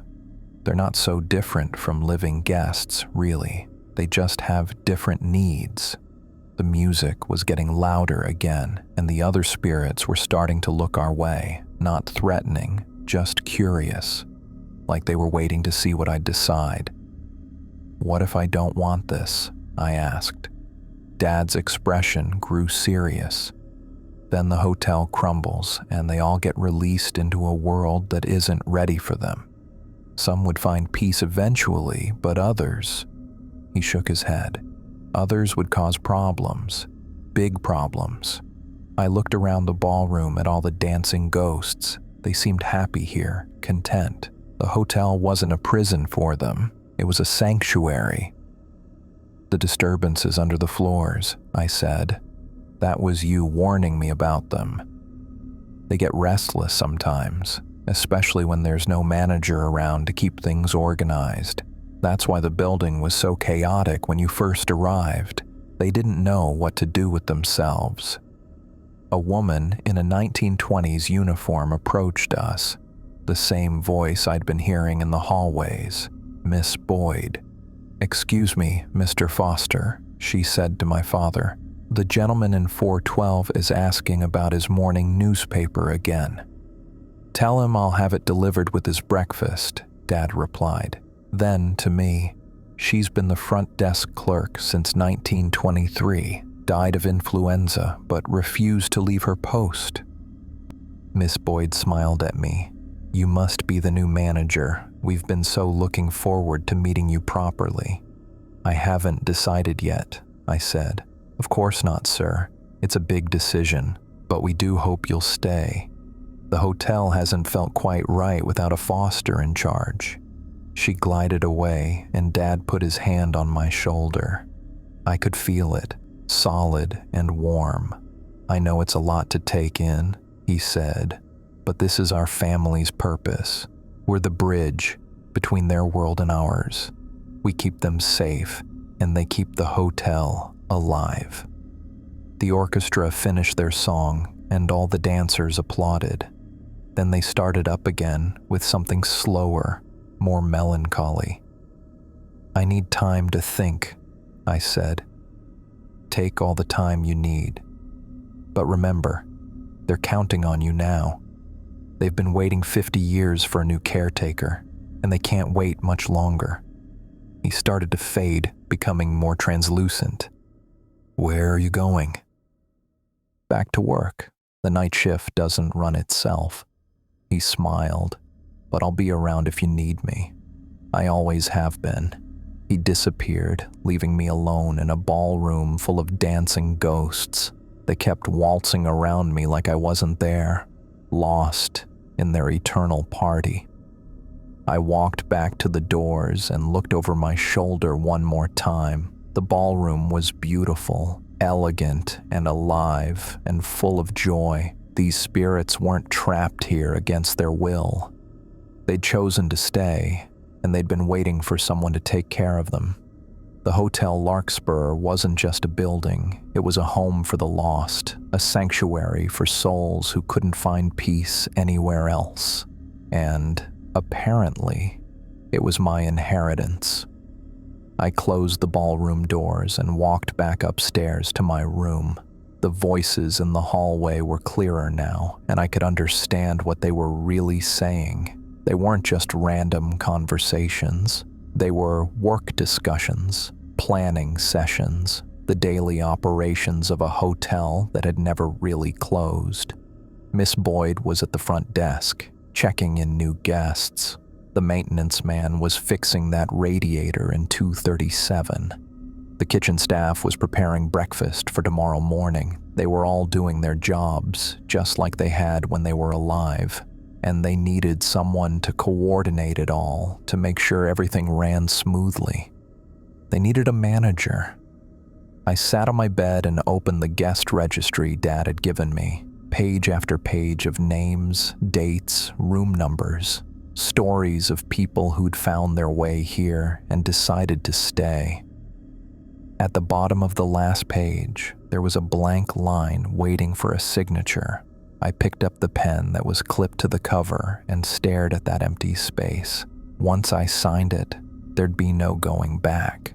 I'd be committing to a lifetime of taking care of ghosts, of running a hotel that existed between worlds.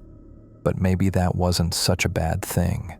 I'd been alone my whole life, and now I had the chance to be part of something bigger, a family of sorts, even if they were all dead.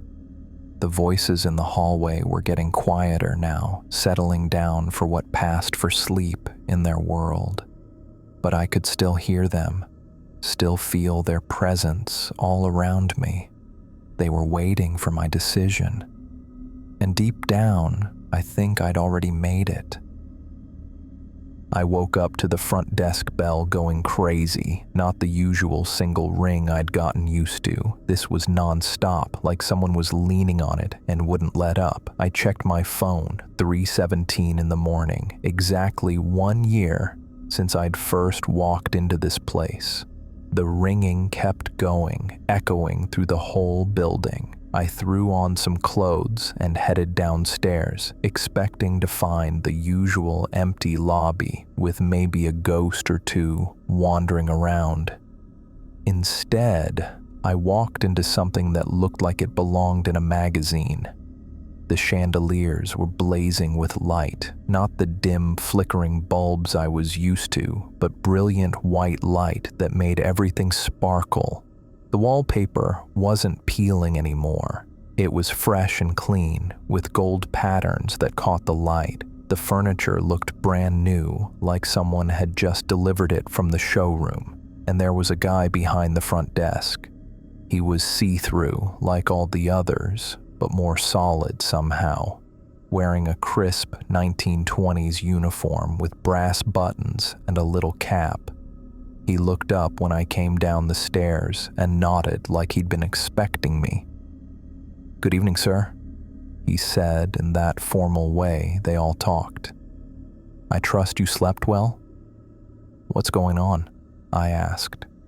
"Why does everything look different?" He smiled and reached under the counter, pulling out a thick leather book. "I believe you'll want to see this, sir." The guest book, but not the one I'd been watching fill up with ghost signatures. This one was older, heavier, with brass corners and a lock that looked like it hadn't been opened in decades. He set it on the counter and opened it to the first page. The entries went back to 1892, written in faded brown ink. Page after page of names, dates, room numbers.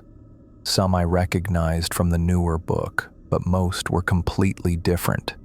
"These are all the guests who've stayed here," the clerk said. "Everyone who found their way to the Hotel Larkspur and decided it was where they belonged." I flipped through the pages. The handwriting changed as the decades passed, but the format stayed the same. Name, date of arrival, room assignment. Some entries had additional notes.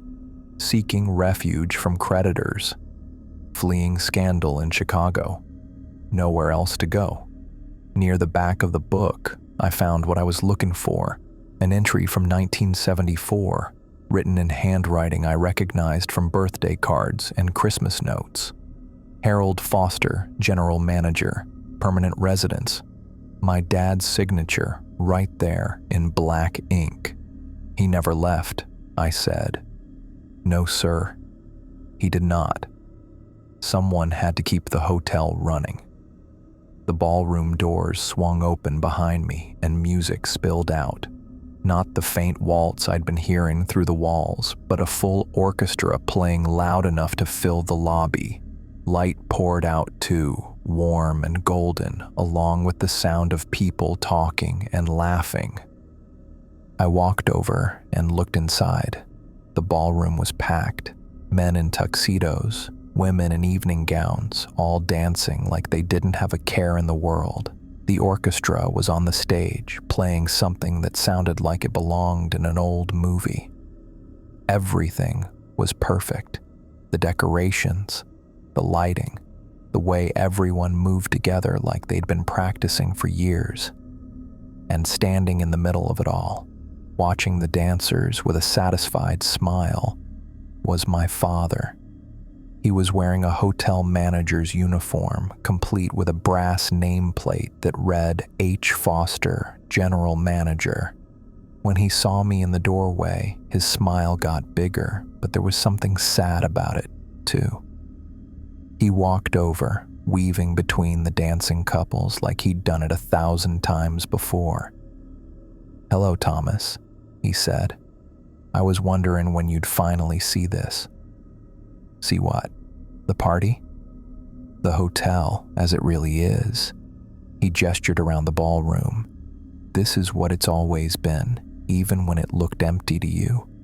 A place for people who don't have anywhere else to go." I looked around at all the dancers. They were having fun, but there was something desperate about it too, like they were trying to hold on to something that was slipping away. "They're all dead," I said. "Yes, but they're not gone. They can't move on for one reason or another, so they stay here, and someone has to take care of them. That's what you've been doing for 50 years. The Foster family has been doing it for a lot longer than that." He pulled a folded paper from his jacket pocket. "My grandfather started it, his father before him. We're the caretakers, Thomas. It's what we do." The paper was a deed, old and yellowed, dated 1892. At the bottom, in careful script, "Property to be held in perpetuity by the Foster family for the purpose of providing sanctuary to souls in need." "I don't understand," I said. "Why us?" "Because we can see them, because we can help them, and because someone has to." He folded the deed and put it back in his pocket. The hotel isn't just a building, Thomas. It's a bridge between worlds, a place where the living and the dead can coexist. The music was getting louder, and more couples were joining the dance. I watched them spin around the room, their faces happy but somehow hollow. "What happens if I don't want this?" I asked. Dad's expression got serious. Then the hotel falls apart. The bridge collapses, and all these souls get released into a world that isn't ready for them. "What do you mean?" "Some would find peace eventually, but others," he shook his head, "others would cause problems. They'd haunt places that can't contain them, terrorize people who can't help them. The hotel keeps them safe, and it keeps everyone else safe from them." A woman in a beaded dress glided past us, laughing at something her partner had whispered in her ear. She looked happy, content, like this was exactly where she wanted to be. "They're not prisoners," Dad said, following my gaze. "They choose to stay.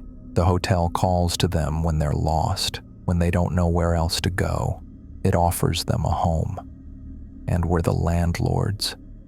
We're the family, the ones who make sure everyone's taken care of." He put his hand on my shoulder, and I could feel the weight of it. "I know it's a lot to ask. I know you didn't choose this life." "Did you?" He was quiet for a long moment, watching the dancers. "I thought I could have both.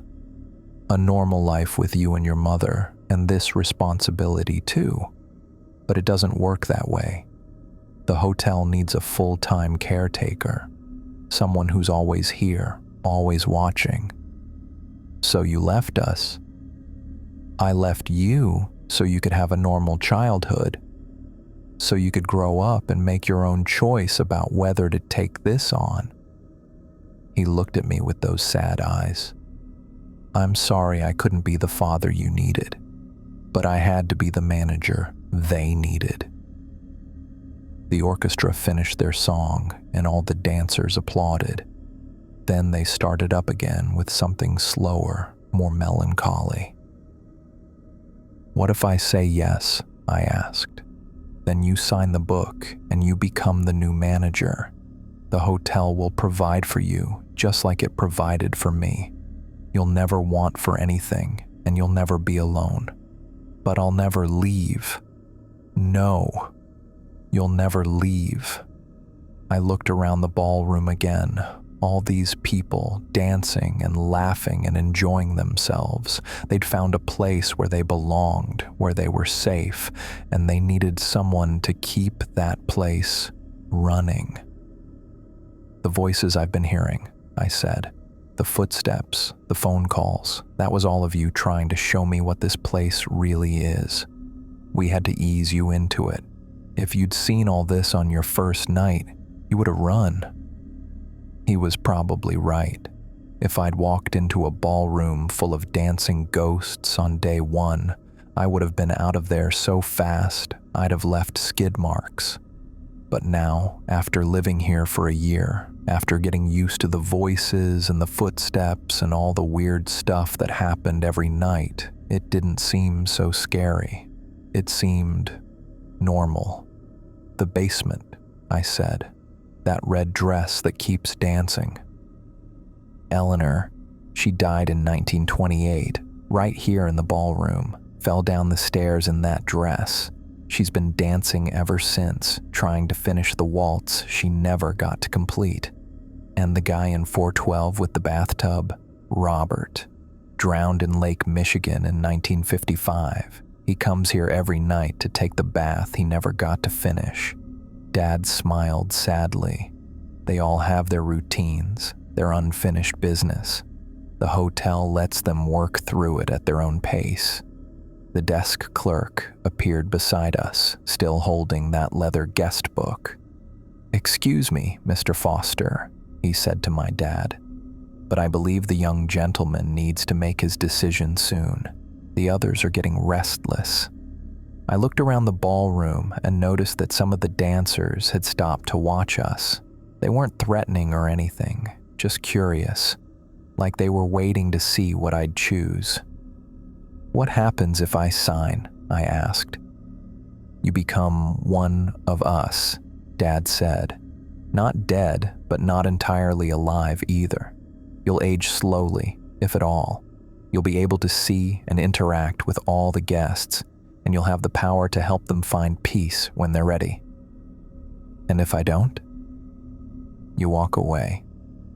Go back to your old life, and we'll manage as best we can until the hotel finally crumbles." The desk clerk opened the guest book to the last page. At the bottom, under my father's signature, was a blank line waiting for a name. "I need to think about this," I said. "Of course you do." Dad nodded toward the lobby. "Take all the time you need, but remember, they've been waiting a long time for a new caretaker. They can't wait forever." I walked back into the lobby, and the ballroom doors closed behind me. The desk clerk was back at his post, organizing papers like nothing had happened, but I could still hear the music, still see the light coming from under the doors. I sat down in one of the lobby chairs and tried to process everything I'd just learned. My father hadn't abandoned us. He'd sacrificed his normal life to take care of a bunch of lost souls. And now he wanted me to do the same thing. The front desk bell rang once, soft and polite. The clerk looked up and smiled. "Can I help you with anything, sir?" "Yeah," I said. "I need to know what I'm really signing up for." He reached under the counter and pulled out a thick folder. "The manager's handbook," he said. "Everything you need to know about running the Hotel Larkspur." I opened the folder and started reading. Guest policies, maintenance schedules, emergency procedures. It was like any other hotel manual, except for the sections on spiritual manifestation guidelines and dealing with unruly phantoms. The more I read, the more it made sense. This wasn't just about letting ghosts hang around. It was about helping them, giving them a safe place to work through whatever was keeping them from moving on, and when they were ready, helping them find peace. It was social work for dead people. I'd been an accountant my whole life, sitting in a cubicle, crunching numbers for people I'd never meet. This would be different. This would matter. The bell rang again, and I looked up. Miss Boyd was standing at the desk now, wearing her 1920s uniform and that polite smile. "Good evening, Mr. Foster," she said. "I do hope you'll consider staying with us. The hotel hasn't felt quite right without a Foster in charge." "How long have you been here?" I asked. "Since 1923, sir. Died of influenza, but I couldn't bear to leave my post. The guests need someone to check them in properly." "And you've been working this whole time?" "Oh, yes, sir. It's quite fulfilling work.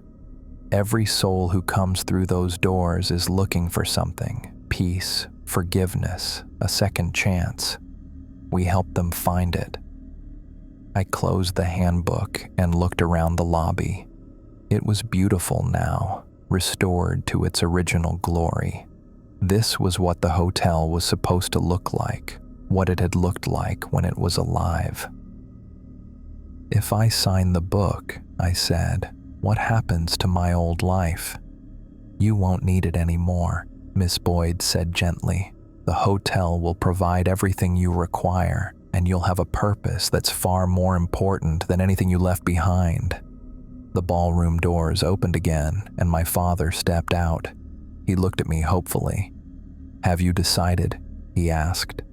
I thought about my apartment back in the city, my job, my co-workers, my routine. None of it had ever made me happy. I'd been going through the motions, waiting for something to change. Maybe this was what I'd been waiting for.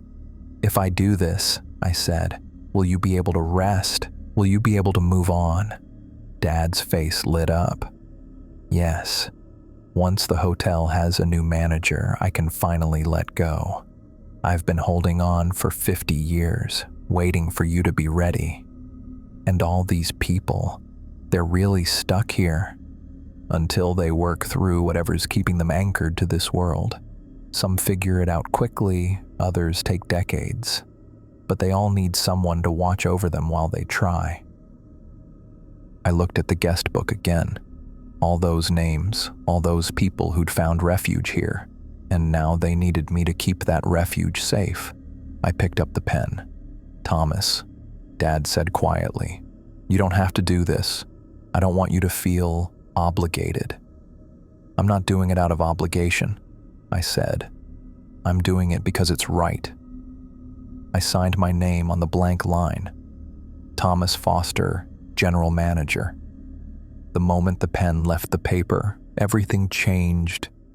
I signed my name on that line and everything went nuts. Not bad nuts, good nuts. Like the whole building had been holding its breath for 50 years and finally let it out. The second my pen lifted off the paper, I felt this weird tingling in my chest.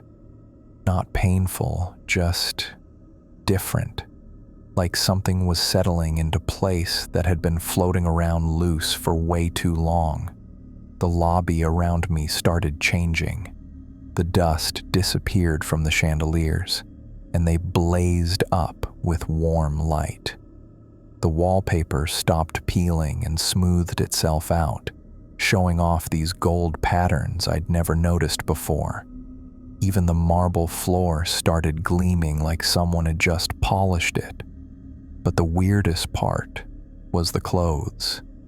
I looked down and my jeans and t-shirt were gone. Instead, I was wearing this crisp white shirt, black vest, and dark pants that fit perfectly. There was even a brass nameplate pinned to my chest that said T. Foster, General Manager, in fancy lettering. "Well, I'll be damned," I said, touching the nameplate. Miss Boyd clapped her hands together. "Oh, wonderful. You look quite distinguished, sir." Dad was grinning like he just won the lottery. "The hotel knows its manager," he said. "It'll take care of you now, just like it took care of me." The desk clerk, I still didn't know his name, reached under the counter and pulled out a ring of keys. Not Dad's old set, but a brand new one with brass keys that caught the light. When he handed them to me, they felt warm in my palm, like they'd been waiting for me specifically. "Your master keys, sir," he said. "They'll open any door in the hotel, and they'll always find their way back to you if you lose them." I clipped the ring to my belt. The keys jingled softly, a sound that somehow made me feel more official. The ballroom doors were still open, and I could see the party was winding down. The dancers were moving slower now, and some of them were starting to fade around the edges. But they all looked peaceful, content, like they'd been waiting for this moment too. Dad walked over to me, and I noticed he was getting more transparent by the minute. "You're leaving," I said. "I can finally rest." His voice was getting softer, more distant. "The hotel's in good hands now. I don't know what I'm doing. You'll figure it out. The Foster family always does." He reached out and put his hand on my shoulder one last time. I could barely feel it now. "Take care of them, Thomas. They need you." "I will." He smiled, and then he was gone. Just like that. No dramatic light show, no final words. 1 second he was there, the next he wasn't. But I didn't feel alone. The ballroom was emptying out as the ghosts drifted away to wherever they went during the day. Miss Boyd was organizing papers at the front desk. The clerk was polishing the brass bell. Everyone had their jobs, their routines, their place in this weird little world. And now I was part of it. I walked over to the front windows and looked out at the street. The sun was coming up, painting everything in soft gold light. The downtown area still looked dead, boarded up shops, empty sidewalks, weeds growing through cracks in the pavement. But the hotel was alive now. Really alive, not just pretending. I grabbed the brass handles on the front doors and pulled them open for the first time since I'd inherited this place. They swung wide with a satisfying creak, and fresh morning air flowed into the lobby. "Excellent idea, sir," Miss Boyd said from behind the desk. "We should let people know we're open for business again." "Are we? Open for business?" "Oh yes, sir. We've always been open. We just haven't had proper management to handle new arrivals." I looked out at the empty street. "You think people will come?" "The right people always find their way here," the desk clerk said. "Those who need what we offer." I thought about that. A hotel for people who didn't have anywhere else to go. Living or dead, apparently. "What exactly do we offer?" I asked. Miss Boyd smiled. "Sanctuary, sir. A place to rest, to heal, to figure out what comes next. Some guests stay for a night, others for decades. But everyone who walks through those doors gets what they need." The morning light was getting stronger, and I could see the hotel's reflection in the windows across the street. It looked good, fresh paint, clean windows, like it had just been renovated. Not the crumbling wreck I'd first walked into a year ago. "The building looks different," I said. "It shows its true face now that it has a proper manager," the clerk explained. "To you, it'll always look as it should. To others," he shrugged, "they'll see what they need to see." I walked back to the front desk and picked up the guest registry. My signature was there at the bottom, but it wasn't the only new entry. While I'd been talking to Dad, 3 more names had appeared. Margaret Chen, seeking refuge from grief. David Martinez, lost and looking for direction. The Morrison family, fleeing domestic troubles, all dated today, all written in different handwriting. "They're coming," Miss Boyd said, noticing what I was looking at. "Word travels fast in certain circles." "What circles?" "Those who deal with the supernatural, social workers who handle unusual cases, priests who encounter situations beyond their expertise. They know about places like this, even if they don't talk about them openly." I flipped through the registry again, looking at all those names and dates. Decades of people finding their way here when they had nowhere else to turn. "Some of these people are still alive," I said, pointing to recent entries. "Of course, sir. We serve both the living and the dead, anyone who needs sanctuary." The front door chimed, and I looked up to see a woman standing in the doorway, middle-aged, carrying a suitcase, looking around like she wasn't sure she was in the right place. "Excuse me," she said. "Is this the Hotel Larkspur?" Miss Boyd was already moving, gliding around the desk with her professional smile. "Indeed it is, madam. Welcome. Do you have a reservation?" The woman looked confused. No. I was just driving, and I saw the sign. I need a place to stay." "Of course. We always have rooms available for those in need." Miss Boyd opened the registry to a fresh page. "May I have your name?" "Margaret Chen." I watched Miss Boyd write it down in the same handwriting that had appeared in the book earlier. Margaret Chen, seeking refuge from grief. "Room 203 will suit you perfectly," Miss Boyd said, handing her a brass key. "The bellhop will show you up." A guy in a hotel uniform appeared from nowhere. Another ghost, but solid enough to carry Margaret's suitcase. She followed him to the elevator without question, like this was all perfectly normal. "How did she know to come here?" I asked Miss Boyd. "The hotel calls to those who need it, sir. They might think they're just driving aimlessly or following a recommendation from a friend, but really they're being guided here." The desk clerk nodded. It's been happening for over a century. People find us when they're ready." I looked out the front doors again. The street was still empty, but I had a feeling that was about to change. "So, what do I do now?" I asked. "Whatever needs doing," Miss Boyd said. "Check on the guests, make sure the rooms are ready, handle any problems that come up. It's like running any other hotel, just with a few extra considerations." "Such as?" "Well, some guests are dead. Some are alive but dealing with supernatural problems. Some are just lost souls looking for direction." She straightened a stack of papers. "Each one needs different care." The elevator dinged, and the bellhop came back down alone. "Mrs. Chen is settled in room 203, he reported. "She's asked not to be disturbed until evening." "Very good," Miss Boyd said.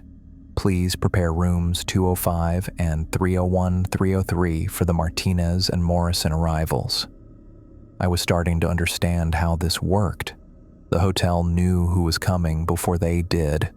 It prepared for them, guided them here, gave them what they needed, and I was in charge of making sure it all ran smoothly. "There's a lot to learn," I said.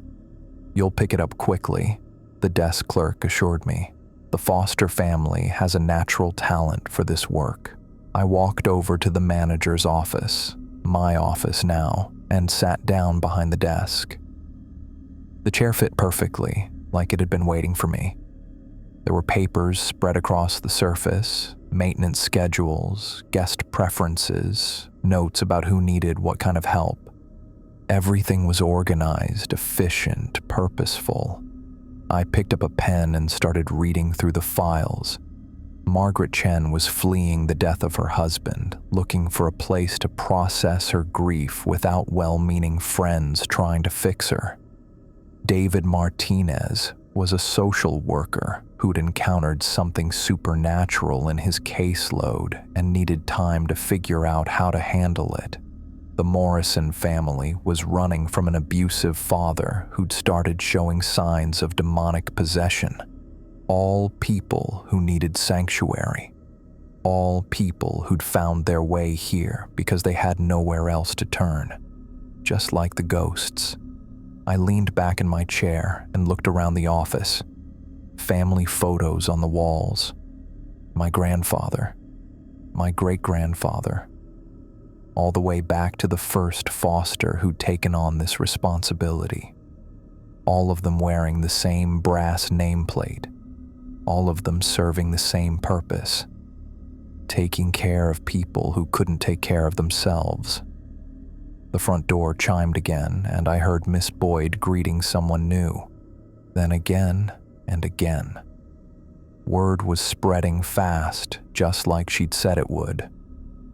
I stood up and walked back to the lobby. There were people everywhere now, some checking in, some just sitting in the chairs looking lost, some talking quietly with the ghost staff, living and dead, all mixed together, all finding what they needed. The Hotel Larkspur was back in business, and I was exactly where I belonged.